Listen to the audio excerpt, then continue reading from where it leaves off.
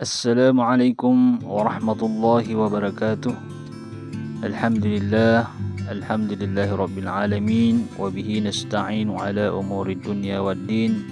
Wassalatu wassalamu ala asyrafil anbiya wal mursalin sayyidina Muhammadin wa ala alihi wa sahbihi ajma'in. Insyaallah pada kesempatan hari ini kita akan membahas pelajaran tentang kepemilikan atau diistilahkan dengan milkiyah. Sebelum kita melanjutkan inti pelajaran kita, maka sebelumnya kita harus pahami dalil tentang kepemilikan. Adapun dalil tentang kepemilikan yang mendasari legalitas kepemilikan adalah firman Allah Subhanahu wa taala yang terdapat di dalam Quran Surah Al-Ahzab ayat 50. Allah Subhanahu wa taala berfirman, Bismillahirrahmanirrahim. Ya ayyuhan nabiyyu inna ahlalna laka azwajaka allati ataita ujurahun wa ma malakat yaminuka mimma afa Allahu alaik. Yang artinya, wahai Nabi, sesungguhnya kami telah menghalalkan bagimu istri-istri yang telah engkau berikan mas kawinnya, dan hamba sahaya yang engkau miliki, termasuk apa yang engkau peroleh dalam peperangan yang dikaruniakan Allah untukmu. Quran Surah Al-Ahzab ayat 50. Adapun pengertian kepemilikan atau milkiyah, kepemilikan adalah hubungan secara syariat antara harta dan seseorang yang menjadikan harta terkhusus kepadanya dan berkonsekuensi boleh ditasarufkan dengan segala bentuk tasarruf selama tidak ada pembekuan tasarruf. Seseorang yang mendapatkan harta dengan cara yang dilegalkan syariat, maka harta tersebut terkhusus kepadanya, boleh dimanfaatkan dan ditasarufkan kecuali orang-orang yang dibekukan tasarufnya seperti anak kecil dan orang gila. Dari pengertian kepemilikan atau milkiyah, maka dapat kita simpulkan bahwasanya kepemilikan itu adalah memiliki harta dengan cara yang dilegalkan oleh syariat dan boleh dimanfaatkan serta ditasarufkan kecuali orang-orang yang dibekukan tasarufnya seperti contoh yang telah disebutkan. Adapun macam-macam kepemilikan dalam Islam, macam-macam kepemilikan itu ada dua. Yang pertama adalah kepemilikan utuh. Yang dimaksud kepemilikan utuh yaitu kepemilikan seseorang terhadap barang sekaligus manfaatnya. Dan kepemilikan tidak utuh yaitu kepemilikan seseorang terhadap barang atau manfaatnya saja. Kita masuk dalam penjelasan kepemilikan utuh. Kepemilikan utuh terbagi kepada 4 bagian.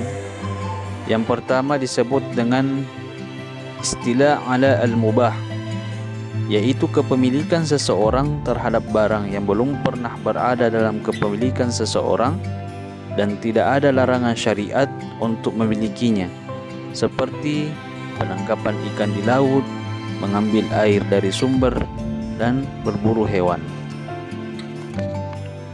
Bagian kedua adalah disebut dengan al-uqud. Al-uqud yaitu kepemilikan seseorang terhadap barang dengan cara transaksi seperti transaksi hibah atau pemberian, bai atau jual beli, i'arah atau pinjam meminjam, dan lain-lain. Bagian ketiga dari pembagian kepemilikan utuh adalah khalafiyah. Khalafiyah yaitu kepemilikan seseorang terhadap barang dengan cara pergantian. Khalafiyah ada 2 macam. Yang pertama, warisan. Warisan yaitu proses pemindahan kepemilikan secara otomatis dengan hukum syariat dari seseorang kepada ahli waris atas harta warisan yang ditinggalkan. Yang kedua, ganti rugi atau tadmin, yaitu kewajiban ganti rugi atas barang yang dibebankan kepada seseorang yang merusak barang orang lain. Bagian keempat dari pembagian kepemilikan utuh adalah tawallud min al-mamluk. Tawallud min al-mamluk yaitu kepemilikan seseorang terhadap barang hasil dari apa yang dia miliki, seperti buah dari pohon yang dimiliki, anak sapi yang dimiliki, dan susu kambing dari kambing yang dimiliki. Maka inilah macam-macam kepemilikan utuh yang terdiri dari 4 bagian. Selanjutnya, kita masuk dalam kepemilikan tidak utuh. Kepemilikan tidak utuh terbagi kepada 2 bagian. Yang pertama yaitu kepemilikan barang. Kepemilikan barang adalah kepemilikan seseorang terhadap barangnya saja, yakni barangnya yang ia miliki, sedangkan manfaatnya untuk orang lain. Sebagai contoh, Ahmad berwasiat kepada Yasir untuk menempati rumah Ahmad selama Yasir hidup. Jika Ahmad meninggal, maka kepemilikan rumah berpindah kepada ahli waris Ahmad dengan sistem warisan, sedangkan manfaat rumah milik Yasir selama ia hidup dengan sistem wakaf. Kepemilikan tidak utuh yang kedua adalah kepemilikan manfaat. Kepemilikan manfaat adalah kepemilikan seseorang terhadap manfaatnya saja, sedangkan barangnya milik orang lain. Selanjutnya kita masuk dalam pembahasan sebab-sebab kepemilikan manfaat. Sebab-sebab kepemilikan manfaat terbagi kepada 4 bagian. Yang pertama adalah transaksi pinjam-meminjam atau disebut dengan i'arah. Pihak peminjam atau musta'ir tidak boleh meminjamkan barang pinjaman kepada orang lain. Yang kedua adalah transaksi persewaan atau disebut dengan ijarah. Pihak penyewa boleh meminjamkan atau menyewakan barang sewaan kepada orang lain. Yang ketiga adalah transaksi wakaf. Pihak mauquf alaih atau penerima wakaf boleh menggunakan barang wakaf atau mempersilahkan orang lain untuk menggunakannya. Dan yang terakhir adalah transaksi wasiat manfaat. Seperti dalam contoh kepemilikan barang, selama Yasir hidup, manfaat rumah milik Yasir, sedangkan fisik rumah milik ahli waris Ahmad. Selanjutnya kita masuk dalam pembahasan akad yang juga disebut dengan transaksi. Pengertian akad. Akad secara bahasa adalah hubungan antara beberapa hal. Secara istilah, akad memiliki 2 makna, yakni makna umum dan makna khusus. Definisi akad secara umum adalah rencana seseorang untuk mengerjakan sesuatu, baik atas dasar keinginan tunggal satu orang, seperti akad wakaf dan talak, atau butuh 2 keinginan 2 orang untuk mewujudkannya, seperti akad jual beli dan akad perwakilan. Selanjutnya, struktur akad. Struktur akad terdiri atas 4 unsur. Yang pertama disebut dengan sigah. Yang dimaksud dengan sigah yaitu ijab dan kabul yang menunjukkan keinginan pelaku akad untuk melangsungkan akad baik dengan cara ucapan, pekerjaan atau muamalah, isyarat maupun tulisan. Yang kedua, akid.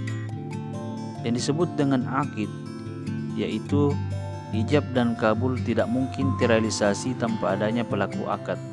Maka dalam akad harus ada akid atau pelaku akad untuk melangsungkan akad. Struktur akad yang ketiga adalah ma'qud alaih. Yang dimaksud dengan ma'qud alaih yaitu objek akad.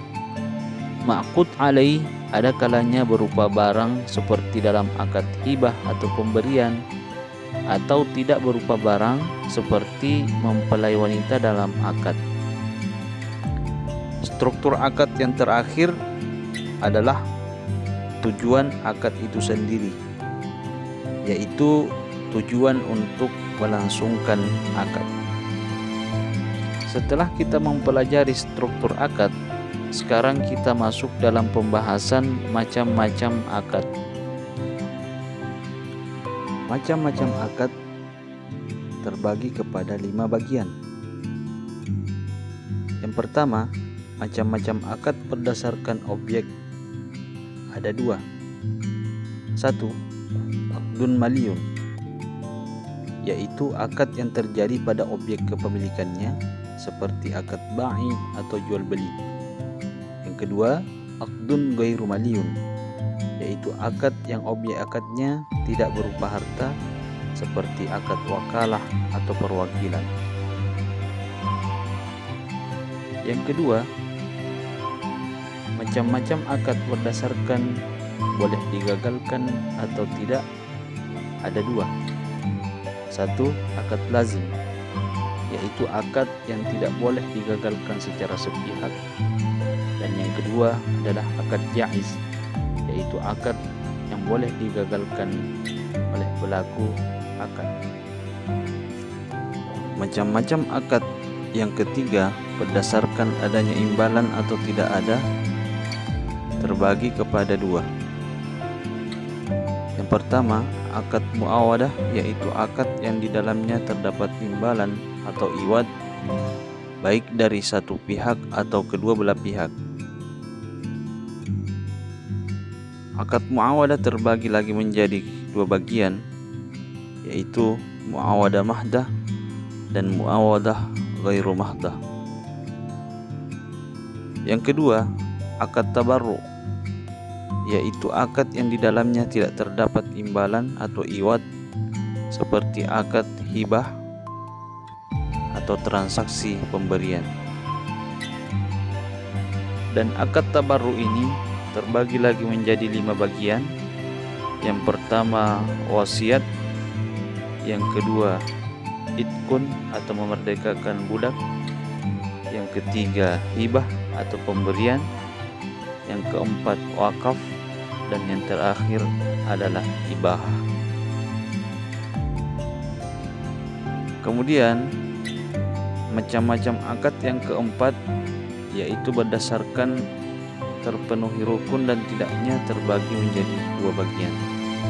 Pertama, disebut dengan akad sahih, yaitu akad yang terpenuhi semua rukunnya. Yang kedua, akad fasid, yaitu akad yang tidak terpenuhi semua rukun dan syaratnya. Dan macam-macam akad yang terakhir berdasarkan adanya batas waktu yang ditentukan atau tidak, terbagi menjadi 2 bagian. Yang pertama disebut dengan akad muakkad, yaitu akad yang disyaratkan harus ada penyebutan waktu. Yang kedua disebut dengan akad mutlak, yaitu akad yang tidak diharuskan ada penyebutan batas waktu. Setelah kita membahas macam-macam akad, maka kita masuk dalam pembahasan pengertian Ihya'ul Mawad. Apa yang dimaksud dengan Ihya'ul Mawad?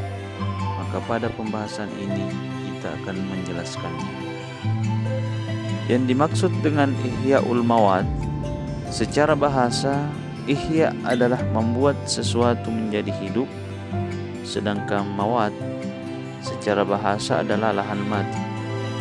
Adapun definisi Ihya'ul Mawad secara istilah adalah mengolah atau menghidupkan lahi yang mati atau lahi yang tidak bertuan dan tidak dimanfaatkan oleh seseorang. Materi terakhir kita pada pembelajaran ini adalah struktur Ihya'ul Mawad. Struktur Ihya'ul Mawad terbagi kepada 3: muhyi, muhya, dan ihya. Adapun struktur Ihya'ul Mawad terdiri dari 3 rukun. Yang pertama disebut dengan muhyi, yaitu orang yang melakukan Ihyaul Mawat atau pelaku Ihyaul Mawat itu sendiri. Yang kedua disebut dengan muhya, adalah lahan mati yang akan diolah atau dihidupkan dengan cara proses Ihyaul Mawat. Adapun syarat-syarat muhya ada 2 macam. Yang pertama, belum pernah dimiliki seseorang di era Islamiyah atau setelah terutusnya Nabi Muhammad SAW. Yang kedua, tidak berada di sekitar lahan hidup. Dan yang ketiga, berada di daerah Islam. Jika lahan mati berada di daerah non-muslim, maka boleh dikelola jika tidak ada larangan dari masyarakat setempat. Namun jika ada larangan, maka kita tidak boleh mengelolanya. Ini adalah pendapat mazhab Syafi'i. Dan struktur Ihyaul Mawat yang terakhir disebut dengan ihya, yaitu proses pengolahan lahan mati yang secara hukum berkonsekuensi menjadi pemilik pengolah. Demikianlah materi pembelajaran kita pada kali ini. Semoga dapat bermanfaat. Wassalamualaikum warahmatullahi wabarakatuh.